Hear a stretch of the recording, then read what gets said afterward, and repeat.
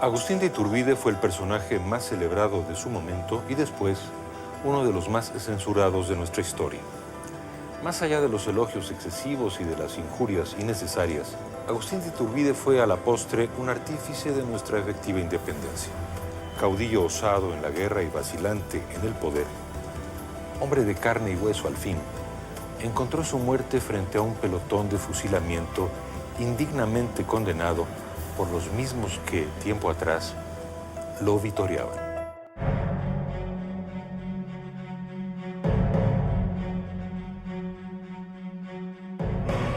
Cuando caía la tarde del 19 de julio de 1824, el general Agustín de Iturbide se encaminaba a su destino final, el muro de fusilamiento afuera de la legislatura del poblado de Padilla, en Tamaulipas.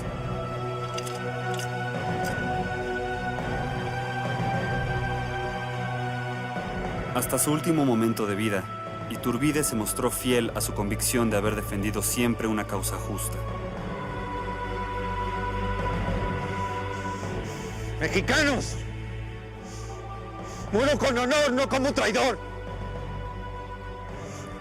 No quedará para mis hijos y su posteridad esa mancha. ¡No soy traidor! ¡No! Tan solo unas horas antes había escrito a su mujer y a sus hijos sus palabras de despedida. Ana, santa mujer de mi alma, la legislatura va a cometer en mi persona el crimen más injustificado. Acaban de notificarme la sentencia de muerte por el decreto de proscripción. Dios sabe lo que hace, y con resignación cristiana me someto a su sagrada voluntad. A menos de 3 años de haber triunfado en la lucha por la independencia de México, iniciada por el cura Miguel Hidalgo casi 14 años atrás, Iturbide fue acusado de traición a la patria y condenado al muro de fusilamiento.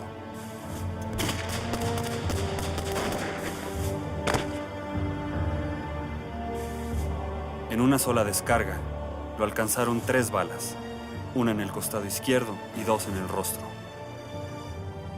Así se puso fin a la vida de quien había alcanzado la cúspide más alta de la política, el primer emperador del Imperio Mexicano.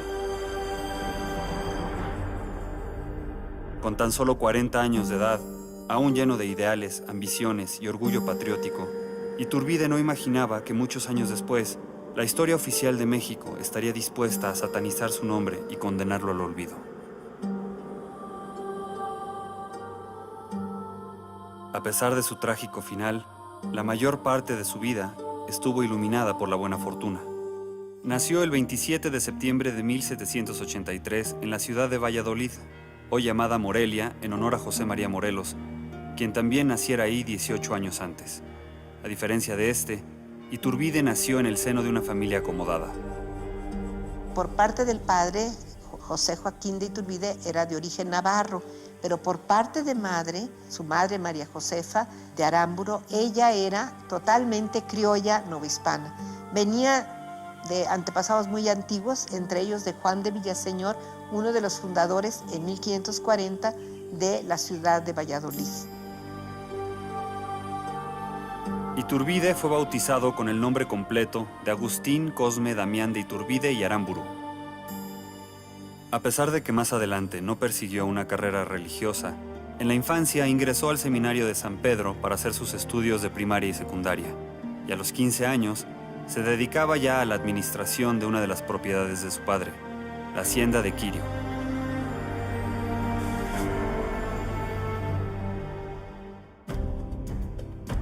A los 15 años él abandona el seminario de San Pedro, se dedica a labores del campo, en las haciendas de la familia, y ahí adquiere toda la habilidad que le va a ganar el calificativo del Dragón de Hierro. ¿Por qué? Porque era un gran jinete, un hombre de campo, un hombre que se sabía mover en los ambientes campiranos.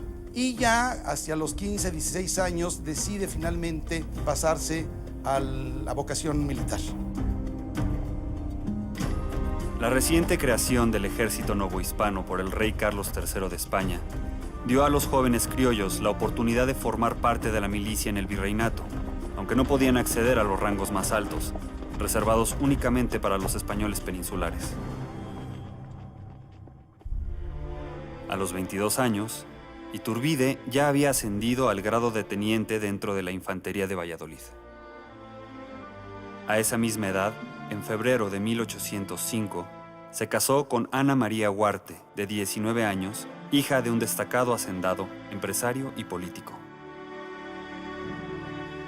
Y Ana Huarte es la hija del más importante terrateniente y más importante comerciante de Michoacán, Isidro Huarte, un hombre que había conseguido poner en el gobierno de Michoacán, en el gobierno del ayuntamiento de Valladolid e incluso en el cabildo catedralicio de esa ciudad a gente vinculada con sus intereses y tenía un control muy, muy importante de esa región.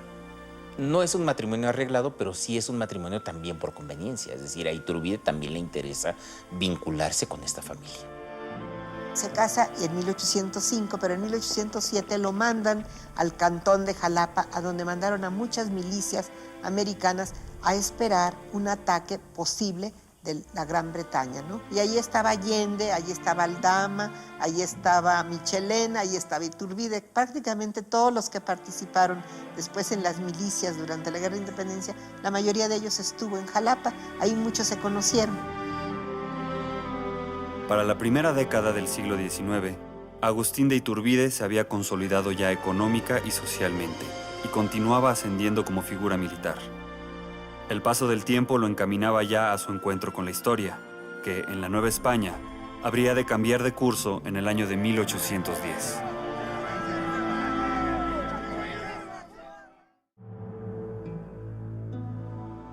Tras su matrimonio con Ana Huarte en 1805, Iturbide adquirió la hacienda de San José de Apeo, relativamente cercana a la de un popular cura de Guanajuato llamado Miguel Hidalgo y Costilla. Tanto Hidalgo como Iturbide son parientes. Los dos descienden de Juan de Villaseñor, entonces se conocían. Es más, Hidalgo ha de haber sido amigo del papá de Iturbide y de la familia Iturbide porque pues, vivió muchos años en Valladolid y conocía a todas estas familias. ¿Qué haces en Querétaro? ¿Alguna misión especial? Una misión secreta. ¿Secreta para mí? Debo hacer averiguaciones sobre una conspiración que encabeza un miembro del clero. ¡Qué extraño! El grito de independencia de Hidalgo en 1810 provocó que multitudes de indígenas se lanzaran a matar a los españoles, así como a saquear y destruir sus propiedades. La hacienda de don José Joaquín de Iturbide, padre de Agustín, también fue saqueada, lo cual, entre otras razones, provocó la repugnancia de Iturbide hacia el movimiento de Hidalgo. Agustín Iturbide era beneficiario del orden colonial y por supuesto que estaba en contra de una insurrección como la que encabezó Miguel Hidalgo, que amenazaba con destruir los pilares fundamentales de la monarquía española en Nueva España. Muchos años más tarde, y pocos meses antes de su muerte, exiliado en Italia, Iturbide escribió un manifiesto que contenía sus memorias a partir de 1810. En este texto, expresaba su aversión hacia el movimiento de Hidalgo. En el año de 1810 yo era un simple subalterno. Hizo su explosión la revolución proyectada por don Miguel Hidalgo, cura de Dolores, quien me ofreció la faja de teniente general. La propuesta era seductora para un joven sin experiencia y en edad de ambicionar. La desprecié, sin embargo, porque me persuadí de que los planes del cura estaban mal concebidos. Hidalgo y los que lo sucedieron, siguiendo su ejemplo, desolaron al país, destruyeron las fortunas, radicaron el odio entre europeos y americanos, sacrificaron millares de víctimas, obstruyeron las fuentes de riqueza, desorganizaron el ejército, aniquilaron la industria, hicieron de peor condición la suerte de los americanos, excitando la vigilancia de los españoles a vista del peligro que los amenazaba, corrompiendo las costumbres. Y lejos de conseguir la independencia, aumentaron los obstáculos que a ella se oponían. La gran mayoría de los criollos, tanto de las provincias internas como el Reino de España, como de Yucatán, como de la provincia de Chiapas y de Guatemala, la inmensa mayoría de los criollos permanecieron fieles a la corona española. Ahora bien, ¿por qué Iturbide no sigue a Hidalgo? Bueno, es que hay un problema capital. Hubo un ataque brutal a la Alhóndiga de Granaditas.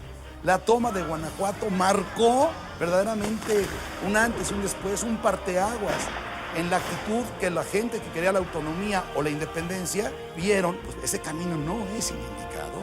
Así no, de esa manera no.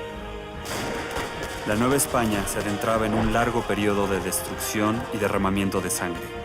Periodo en el que la estrella de Iturbide comenzaría a brillar.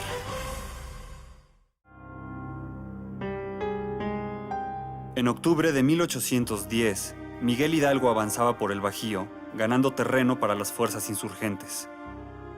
El general Torcuato Trujillo, al mando del ejército realista, en el cual militaba Agustín de Iturbide, fue enviado a detener a Hidalgo cuando se hallaba ya muy próximo a la capital.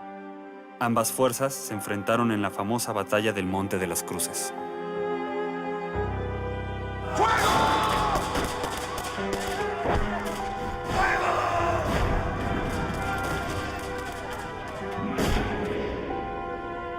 El ejército realista salió derrotado, pero con pocas bajas.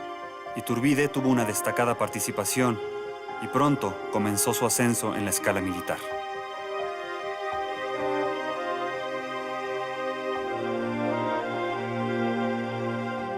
Se nombró capitán a Iturbide y en los primeros 5 años de la Guerra de Independencia realizó una destacada campaña. Ganó todas sus batallas. El virrey Félix María Calleja le otorgó el mando de regimiento de Celaya y más tarde el poder militar supremo en Guanajuato, escenario principal de la rebelión. Uno de sus triunfos más importantes fue el que logró contra su coterráneo José María Morelos. Es una de las grandes hazañas de la historia militar de Iturbide y una de las más terribles derrotas de la vida militar de Morelos.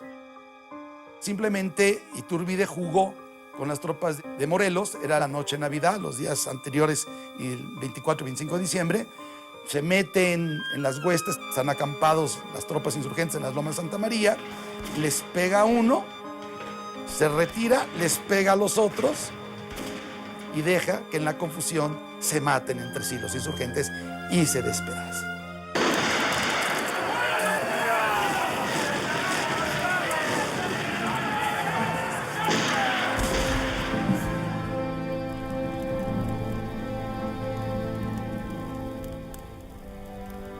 Su brillo militar se debió en gran medida a que era duro y exigente, pero Iturbide se distinguió también por ser sumamente cruel y sanguinario. El camino lo inició Hidalgo, el camino de la independencia, pero también el camino de la crueldad. Ese hecho de la toma de la Alhóndiga de Granaditas es determinante para comprender cuál es el giro que tomó la insurgencia en México. Si no hubiera sido así, como dicen el dicho mexicano, otro gallo hubiera sido. Pero una vez que se ponen ya en el plano de la crueldad, de esas degollinas que manda Hidalgo, evidentemente Calleja fue cruel, Morelos fue cruel, Iturbide fue cruel. Todos fueron crueles. Iturbide fusiló y fusiló a muchos, fusilados, pero eran combatientes, insurgentes o sobre todo, ahí sí no tuvo ningún reparo ni ningún freno contra los bandoleros. ¡Fuego! Agustín de Iturbide fue uno de los primeros comandantes realistas que se percató de que la guerra que tenía enfrente no era una guerra ordinaria, no era una guerra de un ejército regular en contra de otro ejército regular. Iturbide se da cuenta de inmediato de que se trata de una nueva forma de hacer la guerra, que se trata de movimientos guerrilleros. Y la única manera de combatir estos movimientos guerrilleros es emplear tácticas diferentes a las que se usan cuando hay enfrentamiento en línea entre dos ejércitos regulares. Entonces, ¿qué hace Agustín de Iturbide? Ataca pueblos que no tienen en ese momento presencia de insurgentes, pero que Iturbide sabe que están dándole apoyo a los insurgentes. El caso de las mujeres de Pénjamo, por ejemplo, es muy significativo. Agustín de Iturbide apresó a un grupo de mujeres en Pénjamo, las trasladó a las cárceles, las trasladó con cadenas, pese a que no pudo probar que estas mujeres estuvieran actuando activamente en la insurgencia. Pero para las reglas de la guerra de aquella época, pues tratar así a las mujeres parecía no solo un exceso, sino que parecía también poco digno de un militar realista.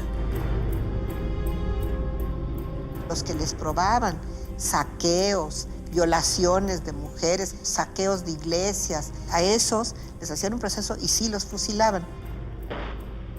Hay un famoso caso de Tomasa Esteves que la manda a fusilar Iturbide por ser lo que llamaban en la época seductora de tropas. Estas mujeres iban a los campamentos realistas en favor de los insurgentes a convencerlos de que fueran desertores. Cuando las aprendían, muchas de ellas sí murieron fusiladas.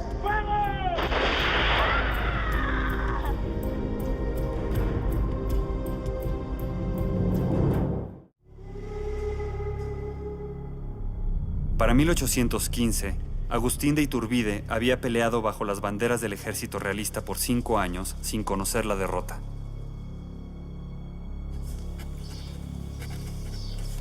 Siempre fui feliz en la guerra. Siempre fui feliz en la guerra. La victoria fue compañera inseparable de las tropas que mandé. No perdí una acción.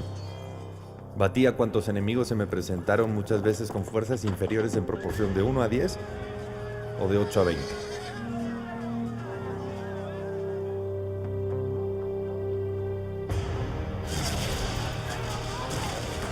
Cuando las fuerzas de Iturbide estaban por tomar el cerro de Cóporo, el general Llanos, un general español, dio la orden de retirada. Provocó así la única derrota de Iturbide en el campo de batalla. Esa misma noche, un abatido Iturbide expresaba a su amigo, el brigadier Vicente Filisola, su secreto anhelo de independencia.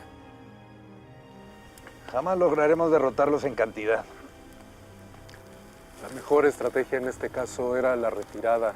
Nuestras tropas se habrían hundido en este mar de rebeldes e indios. Amigo mío, la superioridad numérica no importa. El desorden de sus tropas les lleva a ahogarse ellos solos.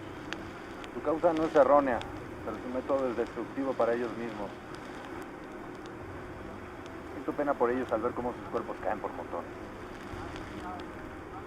¿Has pensado lo fácil que sería lograr la independencia si los criollos realistas peleáramos por la causa insurgente? Pocos meses después, el nombre de Iturbide se vio envuelto en un escándalo. Fue acusado de crueldad y corrupción, lo cual provocó su alejamiento del mando militar. Se le acusaba también de provocar saqueos e incendios y de llevar a cabo comercio ilícito. Hay una acusación escrita por Antonio de Lavarrieta, un sacerdote muy amigo del padre Hidalgo. Lavarrieta era simpatizador secreto de la insurgencia. Agustín de Iturbide lo querían quitar porque era muy exitoso como comandante militar en el Bajío. Pues sí, estaba reprimiendo la insurgencia. Hubo acusaciones formales de corrupción, de hacer tráfico de influencias y de materiales con los mineros de Zacatecas. Se le enjuició, se le depuso del mando, se le quitó el mando y él se sometió al juicio y fue absuelto. Tampoco esto se dice a veces. Del juicio que se le siguió, quedó absuelto. Y él ya prefirió no regresar al ejército. No hago ninguna práctica que no sea común a las leyes militares. Estoy haciendo la guerra como nos están haciendo la guerra.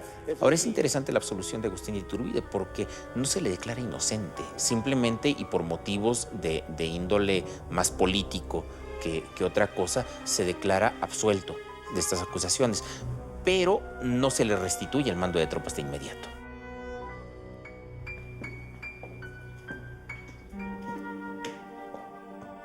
Iturbide se decepcionó del trato que le dio el ejército realista. Hombre orgulloso, Iturbide envidiaba los reconocimientos hechos al general Félix María Calleja, quien había recibido todo tipo de honores hasta el punto de ser nombrado virrey de la Nueva España. Iturbide sabía que él jamás accedería a este tipo de glorias, porque a diferencia del español Calleja, él era un criollo nacido en territorio mexicano. Todo lo renuncié por delicadeza, retirándome a vivir según mi natural inclinación, cultivando mis posesiones. La ingratitud de los hombres me había herido en lo más sensible y su mala fe, obligado a evitar las ocasiones de volver a ser el blanco de sus tiros. Por otra parte, deshecho el mayor número de partidas disidentes y casi en tranquilidad el país, ya estaba libre del compromiso que 6 años antes me obligó a tomar las armas. Hacia 1816, los insurgentes están claudicando, se han indultado, han sido rotados y solamente quedan algunas guerrillas al mando de Vicente Guerrero o de algún otro insurgente que van a permanecer vivas en una zona muy periférica, bastante inaccesible, de la Tierra Caliente de Michoacán y la Tierra Caliente de Guerrero. Ahí estaban los insurgentes, los que quedaron. El retiro de Iturbide es un periodo oscuro, misterioso y acerca del cual abundan las especulaciones. Pero en él trazó su futuro plan de independencia.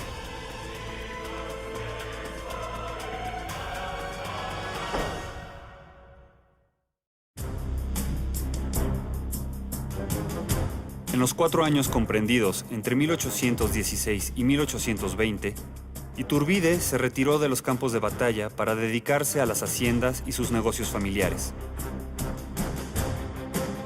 Tras su muerte, historiadores como Carlos María de Bustamante señalaron este periodo como el más inmoral de su vida, atribuyéndole infidelidades, corrupción y negocios turbios.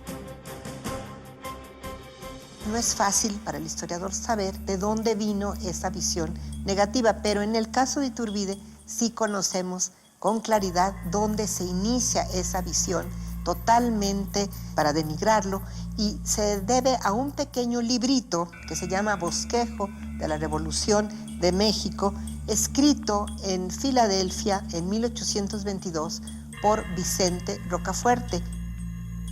He concluido mi ligerísimo bosquejo. Por él verán mis conciudadanos quién es el vil americano que ha intentado usurpar la dominación del septentrión y por los medios que lo ha conseguido.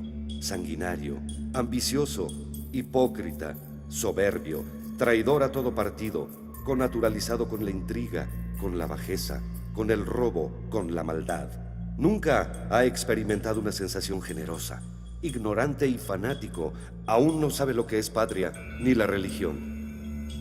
Y así continúa. Le he contado en este párrafo 27 adjetivos calificativos denigrativos, pues a él le debemos mucho de los juicios que se han hecho sobre Iturbide. Desgraciadamente, este librito fue fuente prácticamente para todos los historiadores del siglo XIX y también para los del siglo XX, inclusive ahora en el siglo XXI, lo siguen repitiendo en estos libritos que han estado saliendo, en donde se sigue diciendo exactamente los mismos adjetivos. La historiografía oficial, inclusive también la propia conservadora con Lucas Alamán, han dicho que 1816-1820 es la etapa en que Iturbide se dedicó a ser un hombre disoluto, frívolo, de salones. Es cuando se le achacan sus amores con la Güera Rodríguez. Yo pienso que son los años de una gran madurez, de una gran reflexión en torno al papel de la independencia, de la autonomía.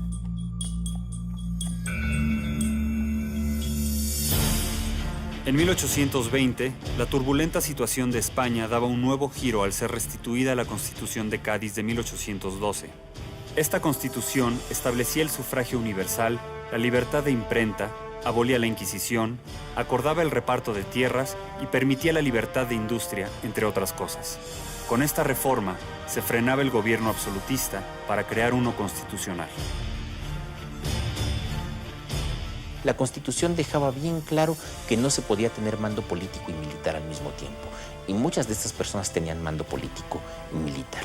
Además, muchos otros militares, igual que Iturbide, tenían un pasado que sabían que podía ser motivo de persecución por parte del nuevo orden político. Había muchos militares que temían que la Constitución les pidiera cuentas de su actuación como militares durante la época de la Guerra Civil. Entonces ahí hay muchos motivos para que personas como Agustín Iturbide empezaran a pensar en la posibilidad de separarse de la monarquía.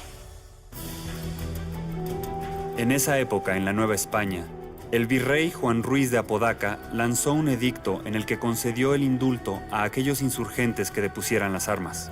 Después de muchos años de luchar sin tregua, de vivir ocultos y en condiciones precarias, muchos aceptaron. Tan solo algunos cuantos permanecieron en pie de guerra dentro de Tierra Caliente, como Guerrero, Pedro Asensio o Nicolás Bravo. Algunos otros, como Guadalupe Victoria, permanecieron ocultos.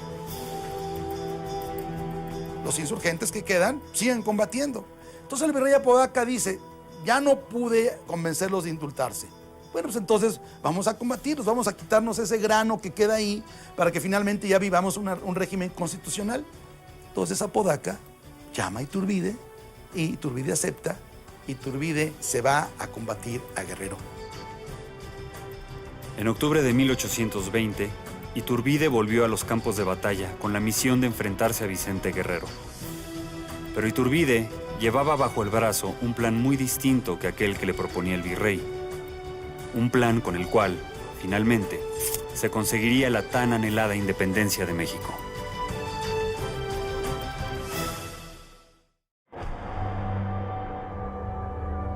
Hay que pensar lo que hace una guerra civil para una persona. Aunque tú no quieras, aunque tú seas totalmente ajeno a las facciones que están en pugna, eres víctima de una guerra. Estás viendo el sufrimiento de la población. No hay que comer. Va a llegar un hambre espantosa. Va a haber, por motivos también del hambre, una epidemia horrible. Tú estás hablando que Iturbide ha visto lo que es la muerte, la epidemia, el hambre, la destrucción de todos los caminos, quemar todo alrededor de las ciudades para que no tuvieran que comer, quitarles el agua a los pueblos. Entonces yo creo que toda la población, y eso creo no equivocarme, inclusive le están cansadísimos de la guerra. Yo creo que le está ya convencido que es urgente la independencia. Hacia finales de 1820, Vicente Guerrero se encontraba ya rodeado por las tropas realistas, superiores en hombres y en armamento a las suyas. Llegó a vencer fugazmente a Iturbide, pero su movimiento no era viable. Por su parte, Iturbide estaba dispuesto a darle a Guerrero el tiempo que necesitaba, pues no buscaba un encuentro armado y sangriento, sino una alianza. Pronto entablaron una relación por correspondencia.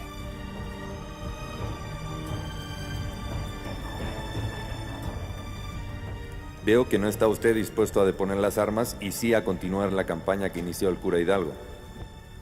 Ojalá que pasando otros días, uno u otro quede convencido de la justa causa que nos conduce a batirnos en los campos de batalla.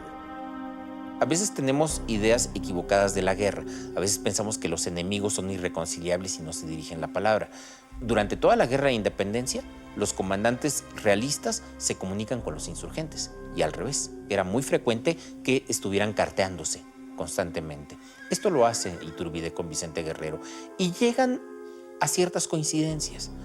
Por ejemplo, la independencia, que es el punto más importante, pero también la necesidad de una independencia con constitución.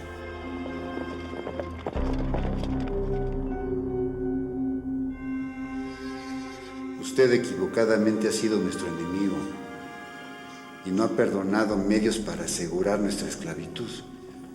Pero si entra en conferencia consigo mismo, conocerá que siendo americano ha obrado mal, que su deber le exige lo contrario, que su Estado le ha puesto en las manos fuerzas capaces de salvarla, y que si nada de esto sucediera, Dios y los hombres castigarían su indolencia. Sepa usted distinguir y no confunda. Defienda sus verdaderos derechos, y esto le labrará una corona más grande. Decídase usted por los verdaderos intereses de la nación. Entonces tendrá la satisfacción de verme militar a sus órdenes y conocerá a un hombre desprendido de la ambición e intereses. A través de esta correspondencia, Iturbide compartió con Guerrero el Plan de Iguala, que establecía el fin de la lucha y la creación de una monarquía mexicana independiente del gobierno español. Guerrero se subordina explícita y expresamente a Iturbide, le ofrece su apoyo en la medida en que Iturbide le garantiza dos cosas claves para Guerrero, fundamentales. Una, la independencia absoluta. La otra, la que Cádiz no le concedía a los mulatos y a las castas de las tropas de Guerrero y al propio Guerrero, que era un hombre mulato, la absoluta igualdad social entre indios, criollos, negros, mulatos. El plan de Iguala está recogiendo todas las propuestas desde 1808 en adelante, como que hace una síntesis, que él dice que le mandó a varios amigos de diferentes modos de pensar el plan, y dice, ninguno le hizo alteración ninguna, ni le cambió, ni le quitó, ni le añadió. Y él dice, el plan lo hice yo. No se llamaba de Iguala, se llamaba Plan de Independencia de la América Septentrional. Finalmente, en febrero de 1821, Iturbide y Guerrero se reunieron en Acatempan para firmar el Plan de Independencia y unir sus fuerzas bajo la bandera de un solo ejército. Ahora bien, lo más probable es que se vieron. Estaban en la zona, estaban en Teloloapan, estaban en Acatempan, estaban cerca de Iguala, es decir, es la zona que los une. Quizás no haya la precisión exacta, pero sí se conocieron, o sea, evidentemente se conocieron. Y la actitud de Guerrero siempre fue de un enorme reconocimiento a la jefatura y al liderazgo de Iturbide. Una vez que Iturbide le garantizó que su plan era sincero y que no le iba a dar un albazo a la independencia, Guerrero se somete totalmente a Iturbide. Pero nadie estuvo ahí para grabar las cosas. Pero sí, yo creo que sí hubo un abrazo, es decir, sí hubo un abrazo, sí hubo un encuentro, sí hubo una amistad, y las cartas posteriores son amigo, amigo, amigo, amigo, estimado amigo. O sea, hay una alianza, hay una confianza entre los dos. El 24 de febrero de 1821, Iturbide proclamó su plan en la ciudad de Iguala. En poco tiempo, el plan de Iguala arrastró a una porción sustancial de la nación, pues conciliaba los intereses y ambiciones de todos los diferentes grupos de la sociedad novohispana: criollos, mestizos, mulatos e incluso peninsulares. El clero, la población urbana y la del campo vieron sus intereses representados en este plan. El plan de Iguala constaba de 23 artículos y sus puntos fundamentales eran las llamadas 3 garantías: religión, independencia y unión, representadas en una bandera tricolor que portaba un ejército recién reunido, denominado Ejército Trigarante, que tenía la responsabilidad de proteger y llevar a cabo estos y otros aspectos del plan. Iturbide era un ferviente católico, convencido de que la religión católica era un elemento integrador de nuestra nacionalidad. El plan de Iguala contiene todos los elementos de un Estado: el poder ejecutivo, en el emperador está prevista la regencia, hay un poder legislativo en una junta provisional gubernativa primero, posteriormente esta va a convocar a un congreso. Iturbide busca lo mejor para México y lo menos malo para España. El plan de Iguala es un documento de alta política, que el verde representa la independencia, el blanco la religión y el rojo es el importante. Ahí es donde está la diferencia entre Iturbide y Hidalgo, y eso fue lo que determinó la independencia, la unión. La unión entre mexicanos, criollos, asiáticos, africanos, todos en una absoluta igualdad y unidos todos. La historia enemiga de Iturbide ha procurado que no se lea, que no se estudie.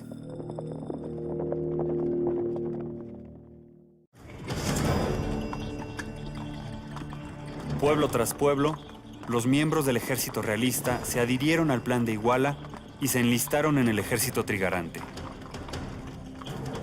Iturbide lleva a cabo 2 campañas. Una campaña, podríamos decir, es de cartas, la campaña diplomática. Escribe a cuanto señor te puedas imaginar, tanto del bando realista como de los insurgentes o los que no eran ninguno ni otro. Al virrey, a las diputaciones provinciales, a los oficiales, a los generales, a los cabildos, a los ayuntamientos, a los comerciantes, a los obispos, a los eclesiásticos. A todos les envía su plan de Iguala con argumentos contundentes para que se adhieran. O sea, lanza una campaña epistolar decidido a hacer un movimiento incruento y conciliar a los mexicanos. En Veracruz, Antonio López de Santa Anna se unió a la rebelión. En el Bajío, los coroneles realistas Luis Cortázar y Anastasio Bustamante. Vicente Filisola en Zitácuaro. Las tropas de Iturbide tuvieron victorias en Puebla, Nueva Galicia, Valladolid, Querétaro y San Luis Potosí. Pocos meses después de su creación, el ejército trigarante controlaba todos los sitios de importancia del país, a excepción del puerto de Veracruz, Perote, Acapulco y la Ciudad de México.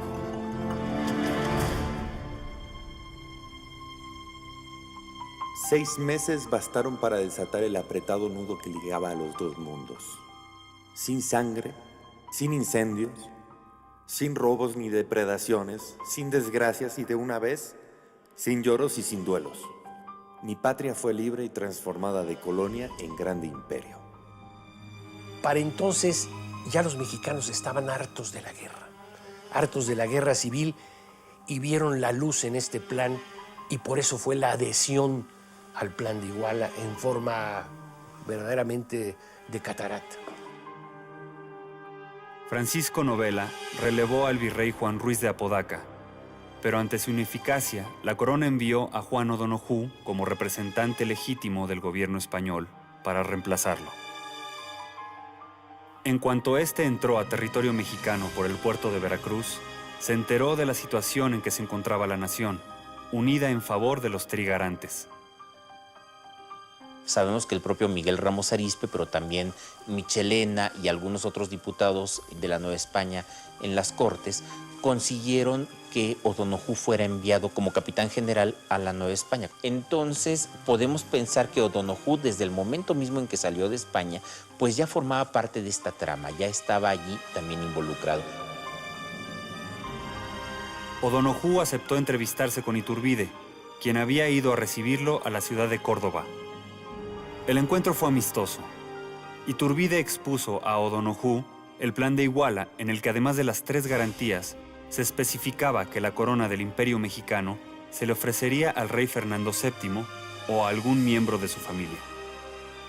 En ese mismo día, el 24 de agosto de 1821, O'Donojú e Iturbide firmaron los Tratados de Córdoba. El texto puede considerarse una extensión del Plan de Iguala, pero a diferencia de este, establecía que en caso de que Fernando VII o los miembros de su familia rechazaran la corona del Imperio Mexicano, el Congreso de esta nueva nación podría designar a un nuevo emperador, dejando abierta la posibilidad de que el primer emperador fuese un hombre nacido en la Nueva España. Iturbide no sabía las últimas noticias de España que va a traer O'Donojú. Y O'Donojú sabe que no le van a aceptar mandar a ningún infante de la Casa Real Española. Entonces, yo creo que cuando ellos hablaron, le ha de haber dicho, dejen un resquicio abierto, porque si les niegan la aceptación de ese tratado, ¿qué van a hacer? Están ustedes todos dejándolo a que venga un miembro de la Casa Real. Los Tratados de Córdoba fueron el primer documento en el que una autoridad española y una mexicana firmaron para aceptar la libertad del que a partir de entonces sería llamado el Primer Imperio Mexicano.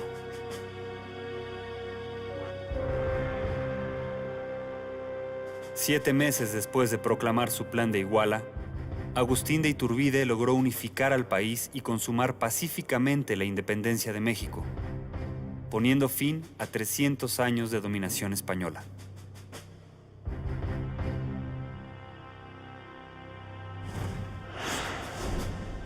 El 27 de septiembre de 1821, fecha en que Iturbide cumplió 38 años, se celebró la triunfal entrada del ejército trigarante a la Ciudad de México.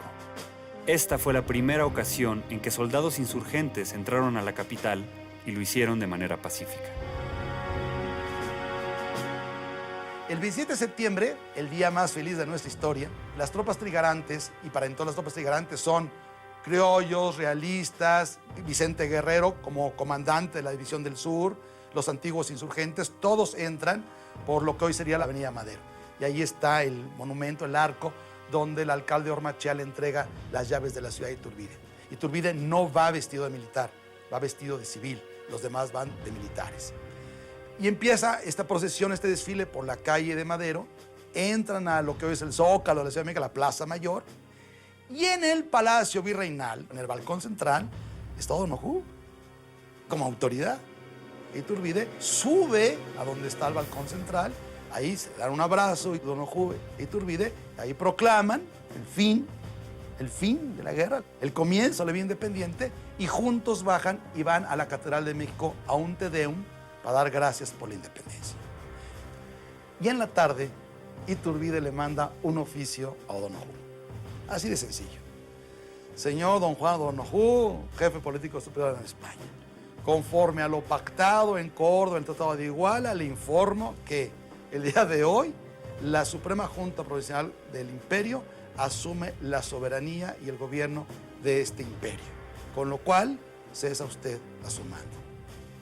Al día siguiente, el 22 de septiembre, todos van y firman el Acta de Independencia, que por desgracia también, tengo que decirlo, ningún mexicano lee ni se conoce. Y es un documento extraordinario. La nación mexicana, que por 300 años ni ha tenido voluntad propia, ni libre uso de la voz, sale hoy de la opresión en que ha vivido. Los heroicos esfuerzos de sus hijos han sido coronados y está consumada la empresa eternamente memorable que un genio superior a tu admiración y elogio, amor y gloria de una patria, principió en Iguala, prosiguió y llevó a cabo, arrollando obstáculos casi insuperables.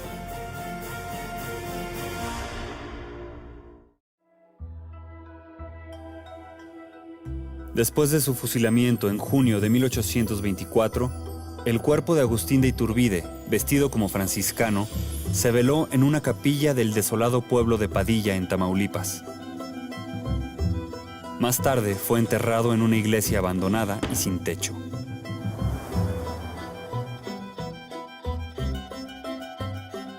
En la humillación y el olvido, descansaron los restos de Iturbide durante 14 años, hasta que en 1838 se trasladaron a la Catedral de la Ciudad de México.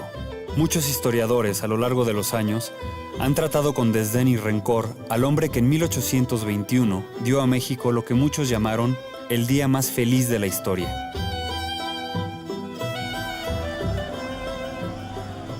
Las tropas del ejército trigarante, comandadas por Agustín de Iturbide y Vicente Guerrero, entraron a la Ciudad de México el 27 de septiembre de 1821, marcando la consumación de la independencia de México. El fervor se desbordaba en los rostros de la gente. De inmediato comenzaron a escribirse canciones y poemas celebratorios. Se publicaron panfletos aplaudiendo la grandeza de la nación mexicana y enalteciendo a su héroe libertador, Iturbide, a quien comparaban con personajes bíblicos y mitológicos. El nuevo Moisés, el rayo de Júpiter, la antorcha luminosa de Anáhuac, el inmortal libertador, el héroe invictísimo y el salvador de la nación fueron solo algunos de los cientos de títulos que se le atribuyeron a Iturbide. ¡Gloria libertador! Un sinfín de celebraciones se extendieron por todo el país en las semanas siguientes, conforme la noticia de la independencia se iba propagando. Sin embargo, después de años de guerra, había que levantar al país desde sus cimientos. Y mientras se daba tiempo la corona española de enviar un heredero al trono de México, quedó a cargo del Poder Ejecutivo un grupo de hombres denominado la Regencia, del cual Iturbide era jefe. Para el Poder Legislativo se convocó a un Congreso Constituyente que a partir de marzo de 1822 se encargaría de crear una constitución. Tan solo 2 semanas después de haber entrado a la Ciudad de México, el representante legítimo del gobierno español, Juan O'Donoghue, murió de pleuresía. A pesar de que O'Donoghue había aceptado la independencia de México, la corona española rechazó la legitimidad del Plan de Iguala y los tratados de Córdoba. Al hacer esto, rechazaban también la petición de un heredero de los Borbones para el trono de México. Un sector del pueblo mexicano comenzó a manifestar su deseo de que fuese el mismo Iturbide quien accediera al trono. Debemos pensar en un monarca que una las circunstancias de ser del país, católico, prudente, entendido, valiente, amante de su patria y amado de los suyos. ¿Y quién más al caso que el héroe de nuestros días? Es incongruente que México sea una nación libre y sin libertad para elegir a su monarca. Sabemos que en las más poblaciones se ha proclamado a nuestro generalísimo por emperador. ¡Que se corone nuestro generalísimo! Habiendo expuesto mi vida por la libertad de mi patria, solo me resta cooperar por su cabal engrandecimiento, que juzgo consistirá en ver coronado a un hijo suyo. El propio Gómez Farías le ofrece una carta en que, en unión de un buen número de diputados, le ofrece la corona. El propio Fernández de Lizardi, el pensador mexicano, decía: si Iturbide no es emperador, maldita sea nuestra independencia. En un comunicado, Iturbide declaró que su interés no era convertirse en emperador, sino que, consumada la independencia, solo aspiraba al retiro y a una vida tranquila. Confiaba en que el Congreso Constituyente designaría a un monarca adecuado para el trono vacío. El Congreso tardó mucho en tomar una resolución. El triunfo de la independencia había traído la calma al país, pero las aguas estaban a punto de agitarse de nuevo.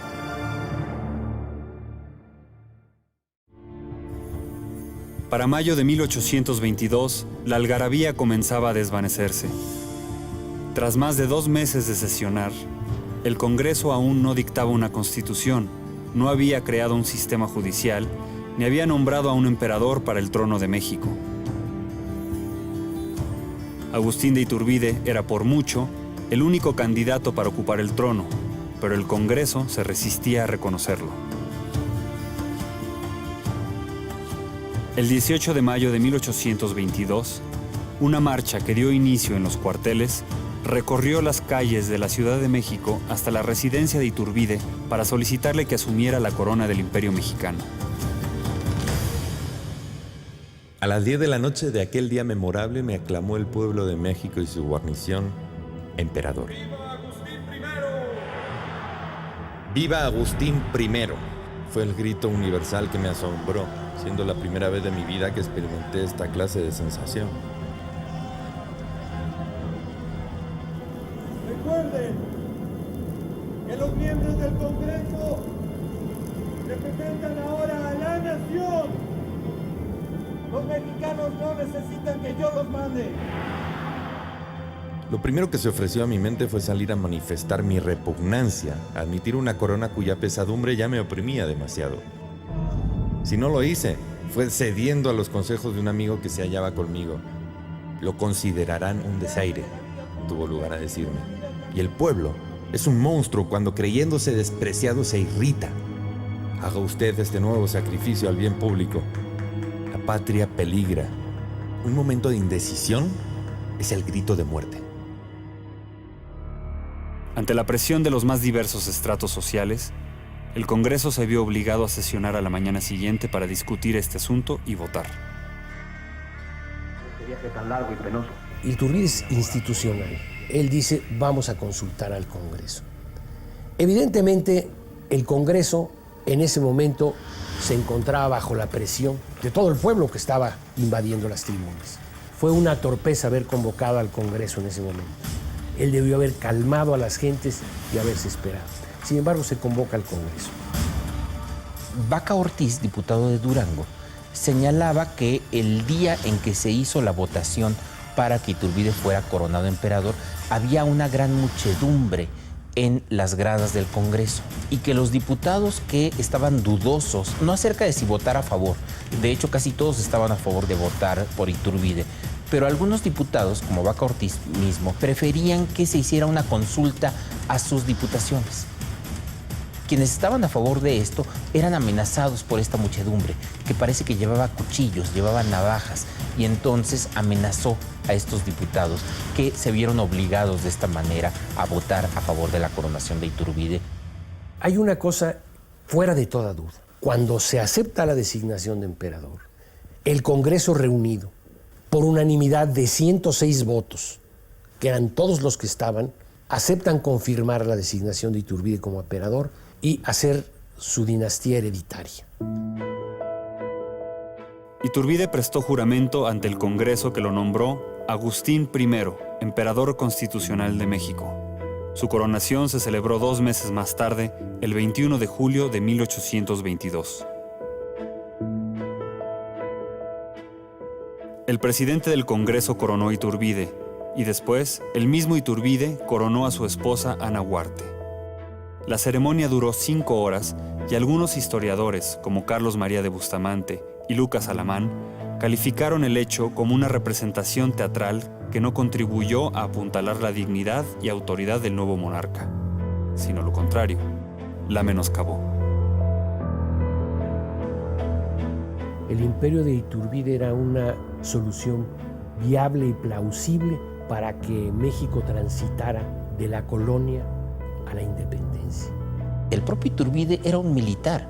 Iturbide era un hombre que se hizo en las campañas y de pronto parecía disfrazado, lo mismo que toda la corte. Servando Teresa de Mier decía, bueno, es que estos parecen huehuenches, es decir, estos viejitos disfrazados de ciertos bailes. Agustín de Iturbide todavía pretende darle a esta toma de posesión una teatralidad que ya estaba fuera de época. Todas esas falsedades del exceso de adornos y de gastos para la coronación es falsísimo. Estaban pobrísimos. ¿Saben qué hacen? Piden prestado todo. Yo he visto las cartas donde están pidiendo prestado hasta los candelabros que van a poner a la colegiata de Guadalupe. Piden prestado en el Monte de Piedad las joyas que le ponen a la corona y luego se las quitan y al día siguiente la coronación las regresan. Después de su nombramiento, Iturbide manifestó que no había ambicionado asumir el trono. Así lo expresó en una carta que escribió a Simón Bolívar, libertador de las Américas y presidente de la Gran Colombia.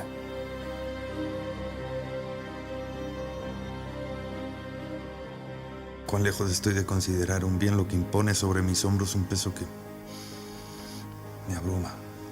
Carezco de la fuerza necesaria para sostener el trono. Lo repugné. Y si cedí al fin fue por evitar males a mi patria propia, sucumbir de nuevo, sino a la antigua esclavitud, a los horrores de la anarquía. La relación de Iturbide y el Congreso estuvo llena de fricciones desde el principio. Iturbide consideraba que algunos diputados habían sido elegidos más por su profesión o clase que por su sabiduría y habilidad. También criticaba su falta de organización, pues no conocían el número exacto de diputados que tenían, ya que la participación centroamericana era muy incierta. Algunos territorios que se habían declarado adheridos al Imperio de México ni siquiera podían pagar el costo de tener un representante en el Congreso. Por su parte, el Congreso estaba celoso de la popularidad que había acumulado Iturbide y le criticaban que con la garantía de unión en el Plan de Iguala se había protegido a la aristocracia española en lugar de expulsarla del territorio nacional, como algunos diputados exigían. El Congreso se había formado a partir del Plan de Iguala y por ello los diputados debían aceptar el plan en todos sus artículos, incluido el de reconocer a un emperador. Iturbide, por su parte, al aceptar la coronación, estaba obligado a reconocer la autoridad legislativa del Congreso. Esta mutua dependencia se tornaría en una rivalidad destructiva que en los meses sucesivos acabaría con el encanto que había dejado la independencia.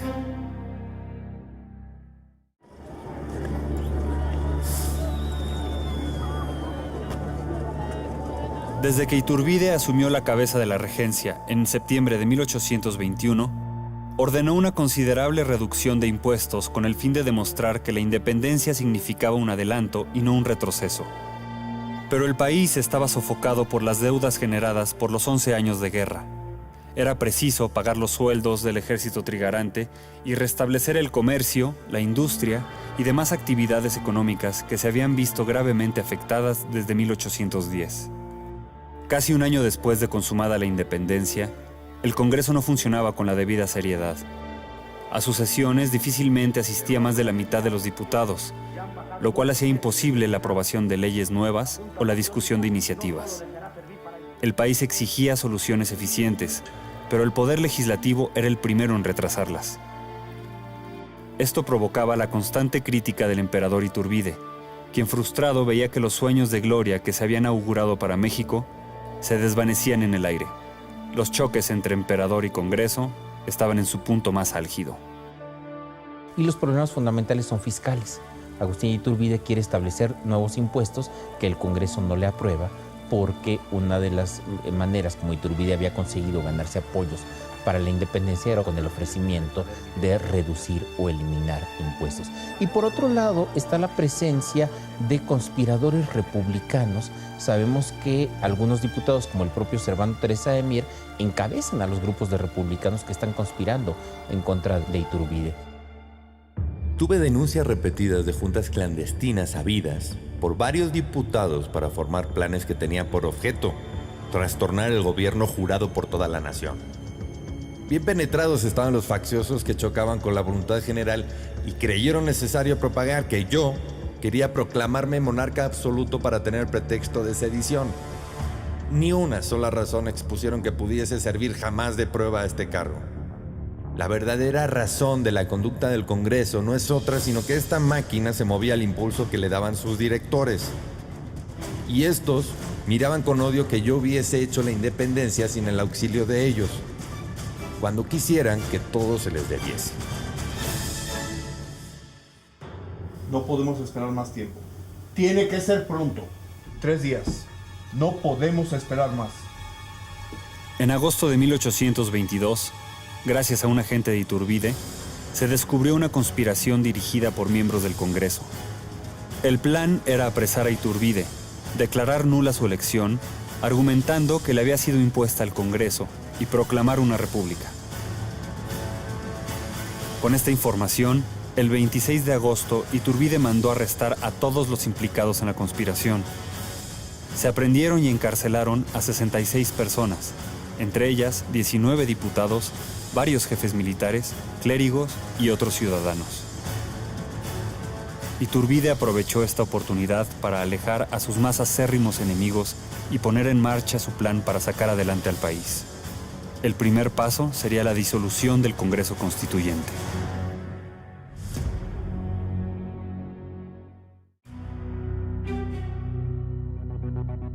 Iturbide disuelve el Congreso por una elemental razón. Era un Congreso Constituyente. Los Congresos Constituyentes tienen una misión principal: reunirse para discutir una constitución. Nada más que al constituyente también se le dieron funciones de Congreso ordinario. Entonces, en un año el Congreso Constituyente, ¿sabe cuántos artículos de una constitución discutió? Ni uno. No discutió ni un solo proyecto constitucional. Entonces el Congreso Constituyente se dedicó a pedir pensiones, aumentos, crear esta institución, o sea, a gobernar, cuando la función de un Congreso no es gobernar. Lo primero que hizo el Congreso Constituyente es decir y proclamar: la soberanía del imperio yo la tengo, reside en mí, lo cual es un atentado constitucional. La soberanía reside en el pueblo y se reparte en su ejercicio en el Ejecutivo, en el Judicial y en el Legislativo.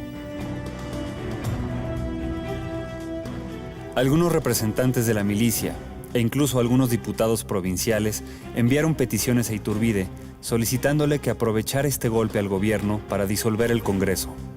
Así lo hizo el 31 de octubre de 1822. El general Soto Riva, ministro de Guerra, interrumpió la sesión del Congreso ese día, amenazando que si el Congreso no se disolvía por sí solo en 10 minutos, él y sus hombres lo harían por la fuerza. Agustín Iturbide argumenta que ya era imposible gobernar con ese Congreso y que además se trataba de un Congreso que no estaba haciendo lo que debía hacer, que era una constitución. En esto tenía razón. Hay que decir que el Congreso, la verdad es que se estaba metiendo en cualquier asunto, menos en hacer una constitución. Iturbide disolvió el Congreso y lo reemplazó por una junta de 45 diputados, todos ellos elegidos por sus respectivas provincias.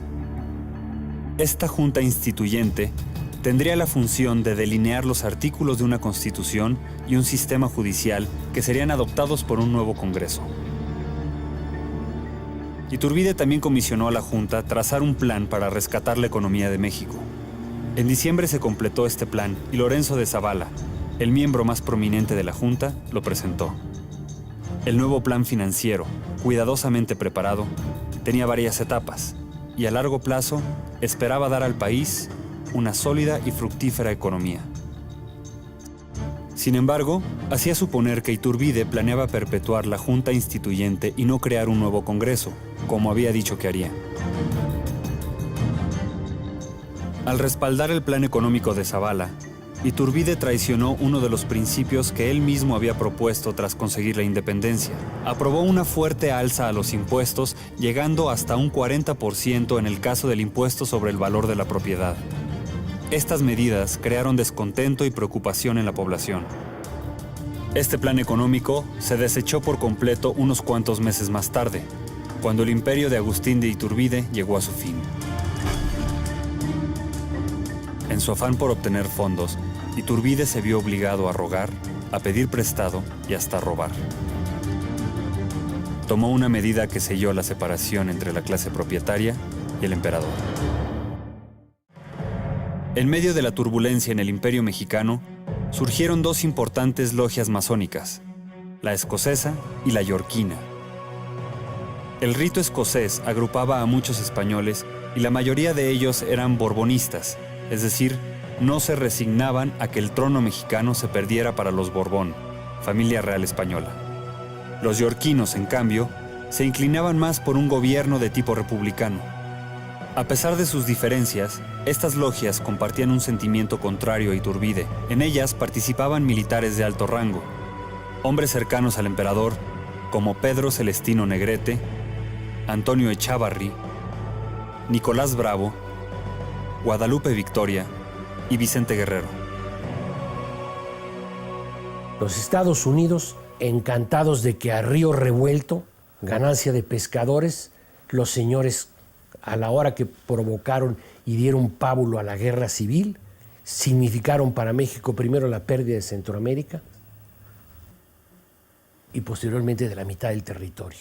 O sea, para sus apetitos expansionistas, un imperio como el de Iturbide era un estorbo.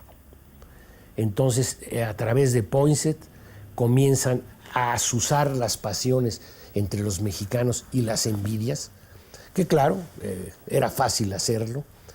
Iturbide evidentemente lo preveía desde antes cuando hizo su plan de Iguala y por esa misma razón debió haber rechazado la corona y haberla diferido o pospuesto.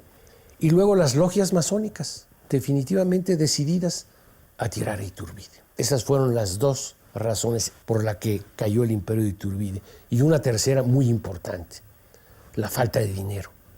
El país estaba en ruinas. Hacia finales de 1822, autorizado por la Junta Instituyente, Iturbide ordenó el embargo de 1.300.000 pesos, dinero de comerciantes españoles que habían abandonado el país y cuyos capitales se habían retenido mientras esperaban a embarcarse desde Veracruz. Según el historiador Lucas Alamán, el embargo de este dinero fue un golpe mortal al prestigio de Iturbide. Sus enemigos citarían esta acción como prueba de su duplicidad, insistiendo en que la apropiación de este dinero era una violación a la tercera garantía del Plan de Iguala. En diciembre de 1822, el jefe militar y político de Veracruz, Antonio López de Santa Anna, y el general Guadalupe Victoria encabezaron un alzamiento en contra de Iturbide. Es verdad que Victoria y Santa Anna tampoco tuvieron capacidad para salir de Veracruz, para salir del puerto, pero lo que sí consiguen hacer es que los pocos recursos que tiene el imperio sean invertidos en ir a sofocarlos. Y si ellos no pueden ganar afuera del puerto de Veracruz, tampoco las tropas imperiales pueden entrar al puerto de Veracruz, que es una verdadera fortaleza.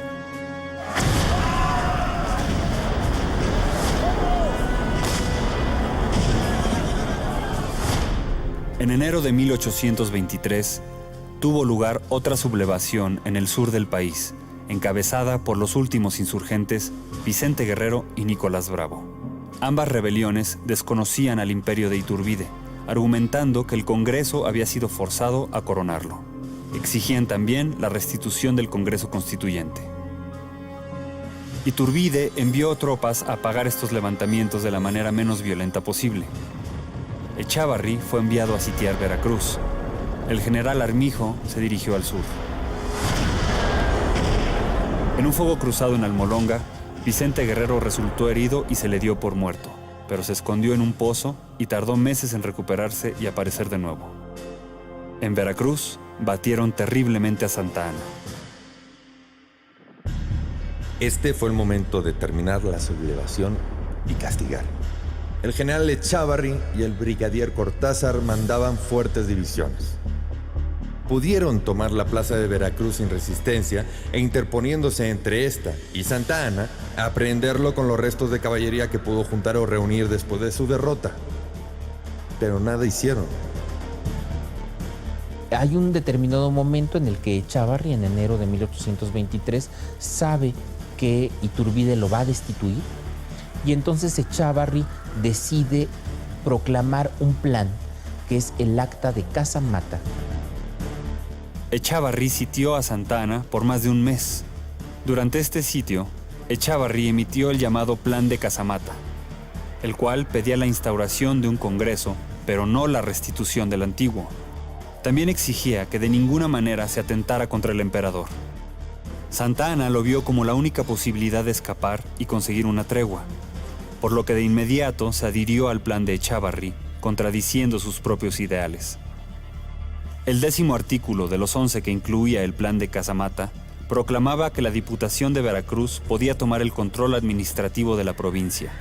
De esta manera, Veracruz pudo abolir los préstamos forzados e impuestos especiales que había establecido el plan económico de Lorenzo de Zavala. Las demás provincias vieron en ese artículo la oportunidad de adquirir poderes de gobierno dentro de su propia provincia. Y entonces Oaxaca, Puebla, Veracruz y las demás provincias se unieron al plan de Casamata, no tanto con la intención de derrocar a Iturbide, sino con la intención más importante de conseguir autogobierno en cada una de las provincias. Finalmente, estas diputaciones provinciales, a la vuelta de los meses, se convertirían en los congresos estatales.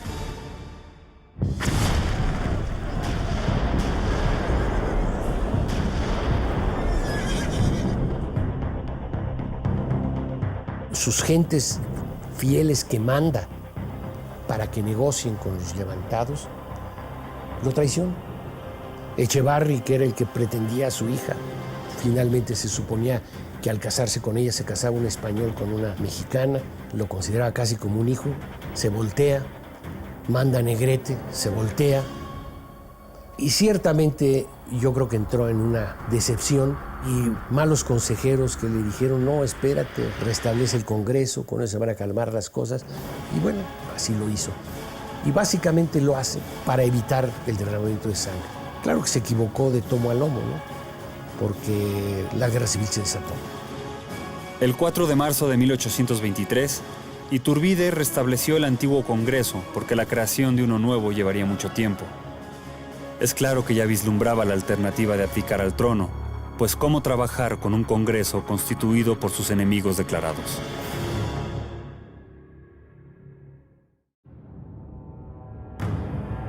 El 19 de marzo de 1823, Iturbide envió al Congreso su declaración escrita, en donde abdicaba al trono del Imperio Mexicano. No hubo entonces suficiente quórum en el Congreso, por lo que se leyó hasta el día siguiente. En el Congreso humillaron a Iturbide al declarar que su designación no había sido válida y que por lo tanto su renuncia tampoco lo era. Unos días más tarde, el emperador caído envió al Congreso una carta de despedida. Abdiqué a la corona expresando que si esta era origen de disensiones, no quería lo que embarazase la felicidad de los pueblos. Me expatriaré, saliendo de esta América y fijando mi residencia y la de mi familia en un país extraño, donde distante de México no se presumiese jamás mi influencia en la marcha que sigue a esta gran sociedad. Amo la patria donde he nacido y creo que dejaré a mis hijos un nombre más sólidamente glorioso sacrificándome por ella que mandando a los pueblos desde la altura peligrosa del trono. Tacubaya, 22 de marzo de 1823. Iturbide fue un mal gobernante.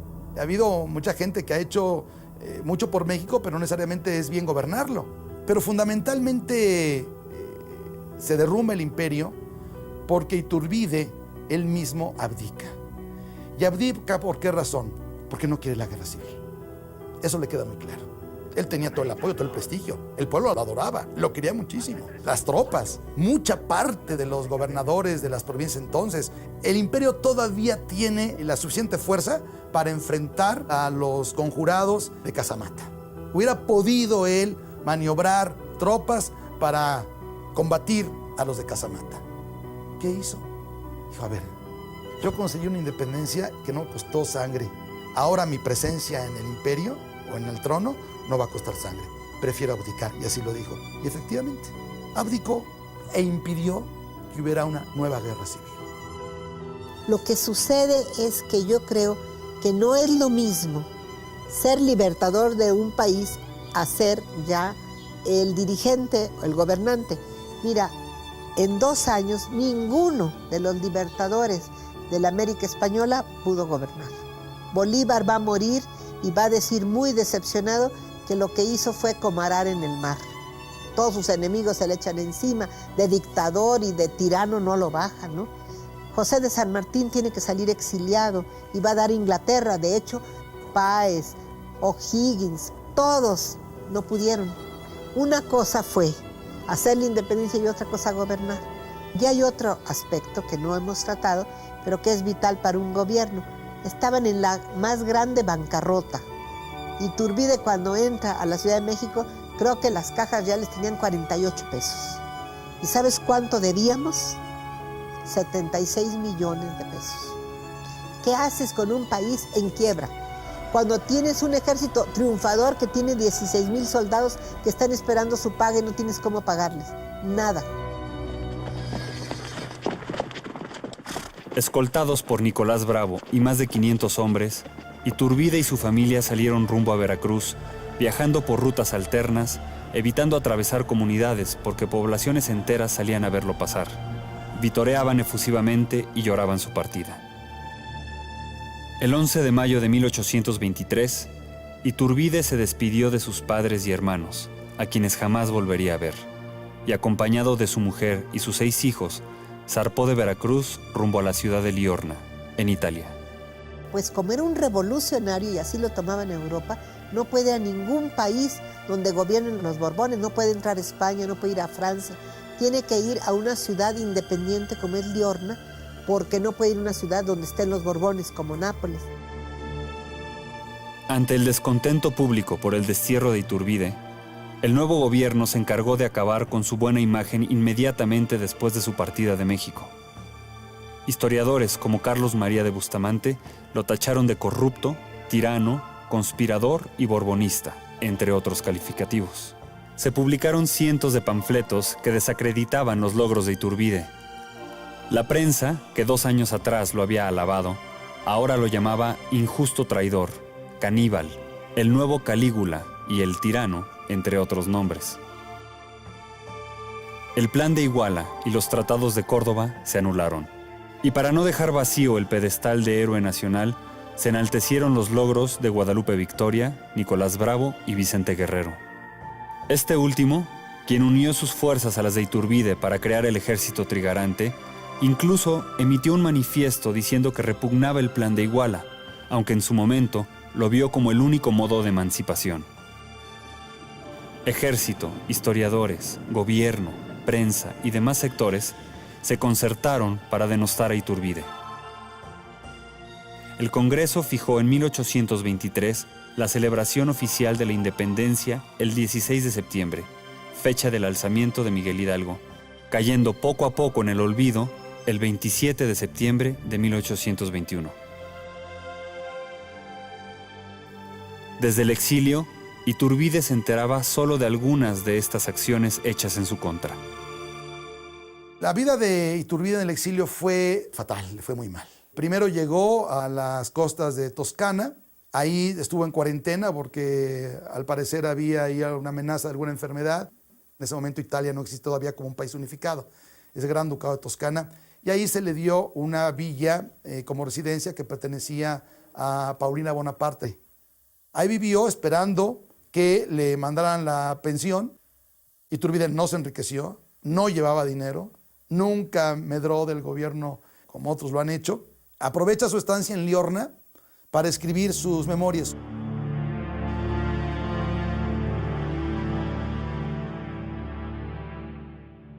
Mi mayor sacrificio ha sido abandonar una patria que me es tan cara. Un padre idolatrado, cuya edad octogenaria no me permitió traer conmigo. Una hermana cuya memoria no puedo recordar sin dolor. Amigos y deudos, compañeros de la infancia y de la juventud, cuya sociedad formó en tiempos más felices, los mejores días de mi vida.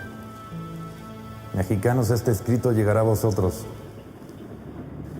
El principal objeto es manifestar que el mejor de vuestros amigos jamás desmereció el afecto y la confianza que le prodigasteis.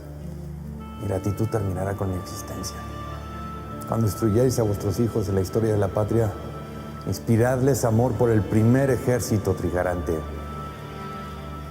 Y si alguna vez los míos necesitan de vuestra protección, recordar que su padre empleó el mejor tiempo de su vida en trabajar para que fuerais dichosos.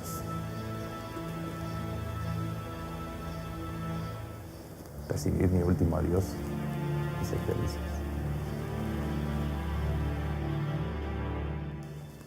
Casa de campo en las inmediaciones de Liorna, a 27 de septiembre de 1823. Agustín Iturbide.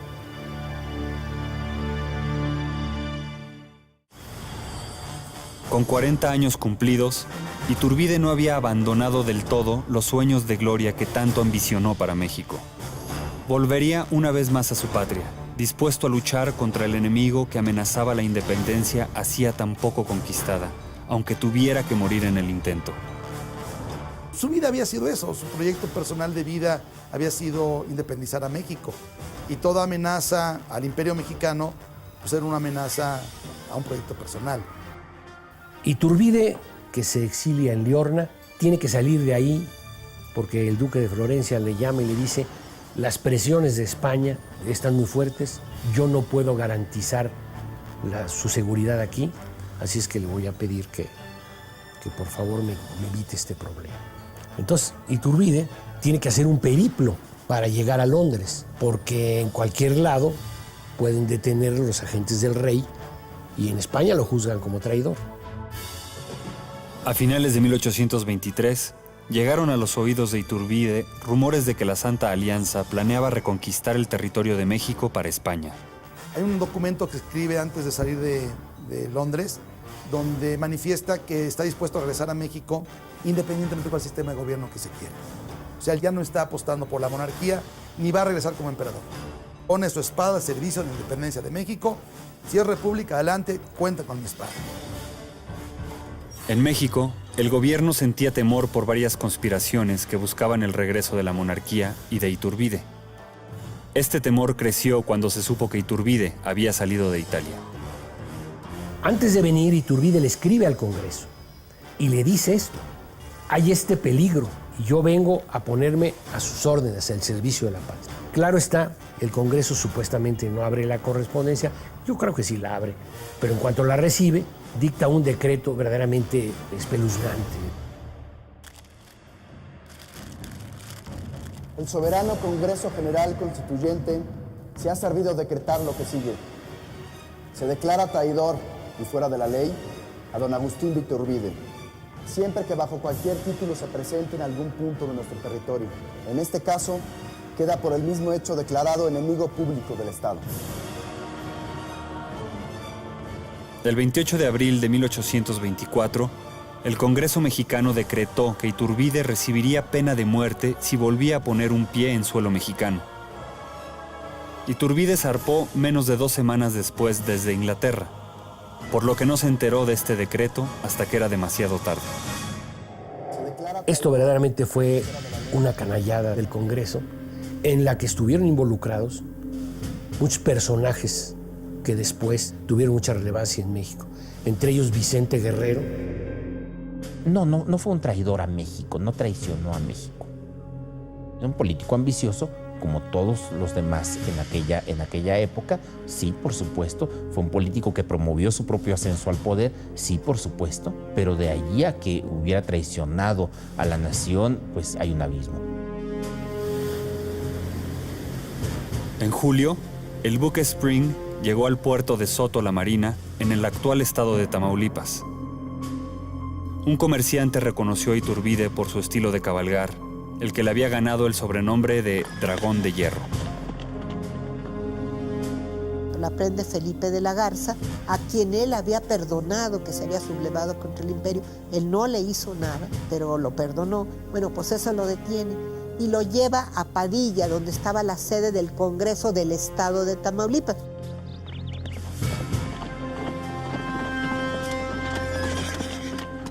En cuestión de horas, Iturbide es tomado prisionero, llevado a Padilla. Hoy Padilla no existe, está bajo las aguas de la presa Vicente Guerrero, que el señor Echeverría fundó para acabar con cualquier vestigio del nombre de Iturbide en Padilla. Y ahí en Padilla estaba reunido el Congreso y el gobernador. Iturbide conoce en ese momento el decreto de proscripción.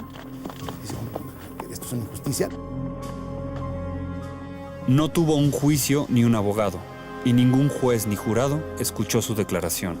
El 19 de julio de 1824, actuando como poder judicial y militar, el Congreso local lo sentenció a morir fusilado. Iturbide aprovechó sus últimas horas de vida para escribir a su mujer, Ana Huarte, quien embarazada de su 10º hijo, esperaba aún en el puerto, a bordo del barco que los llevó a México.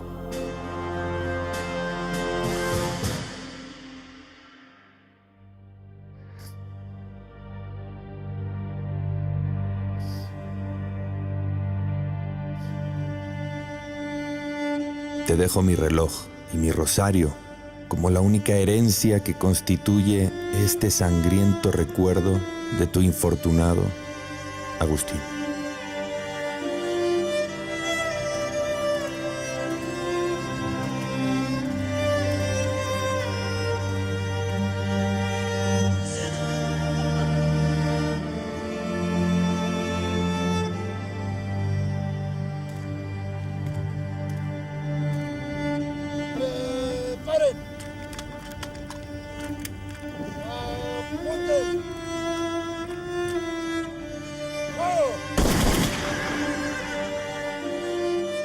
La vida de Agustín de Iturbide se extinguió con una sola descarga del pelotón de fusilamiento.